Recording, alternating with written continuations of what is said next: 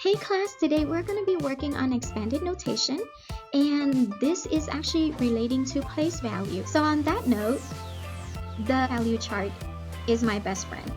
So before I go into expanded notation, let me go ahead and take some time to point out a few important things about the place value chart that we're going to be working with. Where it says units right here, it's actually ones, and there's nothing wrong with saying units, but we're just more used to saying ones, so I'm just going to put ones right there. You should be very familiar with all of these place values right in front of the decimal. So we have ones, tens, hundreds, and 1000s, and so on and so forth. After the decimal now, you're going to see something different, but it's kind of repetitive.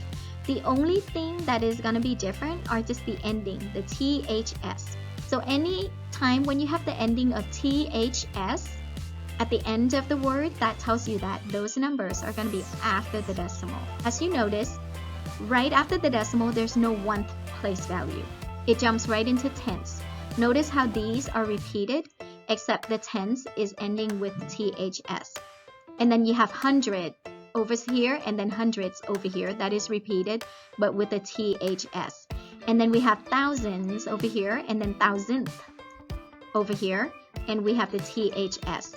So keep that in mind. They're kind of repetitive of what's before the decimal, but they just add the THS at the end if the number is after the decimal.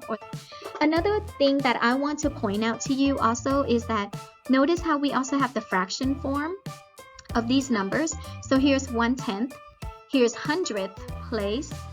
That's how you would write it as a fraction. There's thousandths place, and so on and so forth. Now, when we're looking at the decimal form, it's like this. Let me go ahead and rewrite this. So for the 10th place value, it's written like this. But think about it. If you read this backwards and not minding the decimal, if you ignore the decimal for a little bit, it kind of looks like a backwards 10. Okay, so that's how you know how to write the decimal form for tenths. So here's how I write 100th as a decimal form.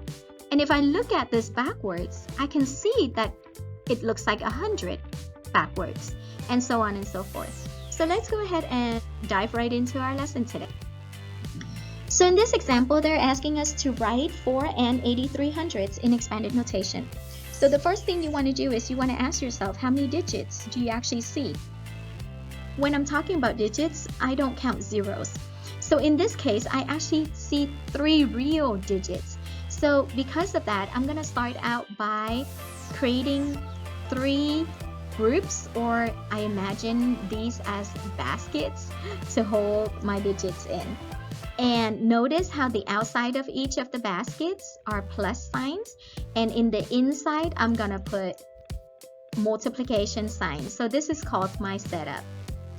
The next thing I'm going to put in are these digits that I see at the beginning of the parentheses right here. So I see 4 first, then I see 8, and then I see 3. So that was easy. All I'm doing is just plugging in numbers and filling this out. Now the next part, I'm going to go to my place value to see and make sure that I'm writing this right. So I'm going to start where the decimal is. I'm going to fill in each of these digits in its proper place value. Notice how I'm only filling in 1 digit in each of these boxes. And I'm going to look at these numbers right here. So that tells me that we have 4 groups of 1s. So I'm going to put 1 down there. And this tells me we have 8 groups of 10s, and this is how we write it. So I'm going to rewrite this. And remember our trick earlier? So after I wrote it, I'm going to say, hey, does that look like 10s to me? Well, it does, because when I look at it backwards, it looks like a backwards 10. Okay?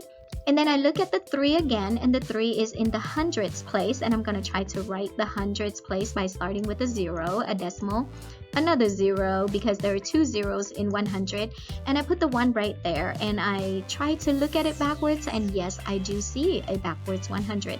So this is expanded notation in decimal form. Now, sometimes you'll also be asked for expanded notation in fractions form.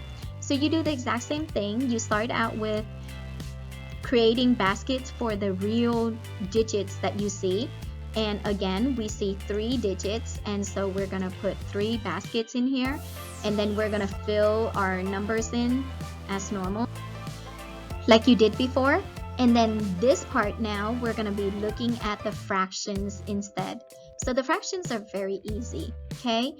Our 4 doesn't change because we have 4 groups of 1s, and that's what it's saying. And then 8 groups of tenths. How the numerators is always 1. And then whatever you say is in the denominator. So tenths, the 10 is the denominator. So 3 hundredths, well, 1 is in the numerator again, and then hundredths is in the denominator. So our next problem says write 435 and 83 thousandths in expanded notation. The first thing I would do if I were you is to convert this word form into a standard form, or just the number itself. So I would use a place value for that. So where it says 400, I would put a 4 down in the hundredths place value, 35, and then at this part here, I have to be very careful where it says and, I know that's where the decimal is.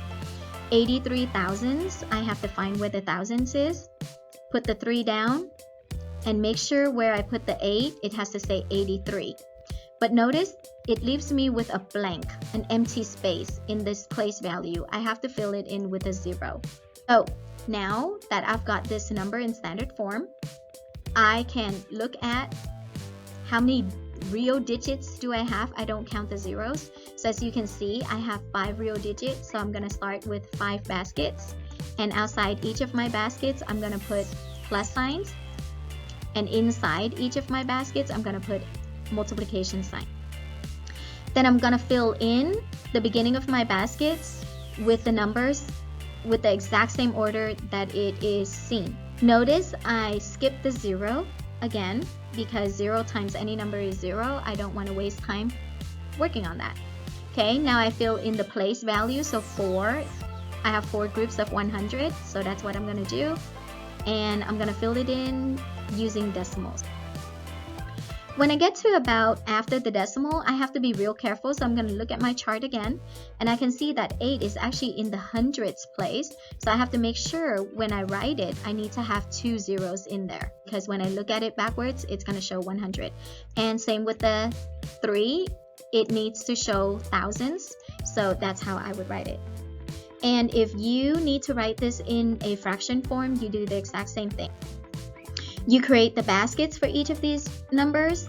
You put in the numbers in front of the basket, filling it in the exact same order that it is given. And then after the decimal, just be careful and go back into the place value chart and start filling those fractions in. So here I have 1 over 100, and here I have 1 over thousandths, because this 3 is in the thousandths place. As you can see, I can verify it. The 3 is in the thousandths place, and I am done.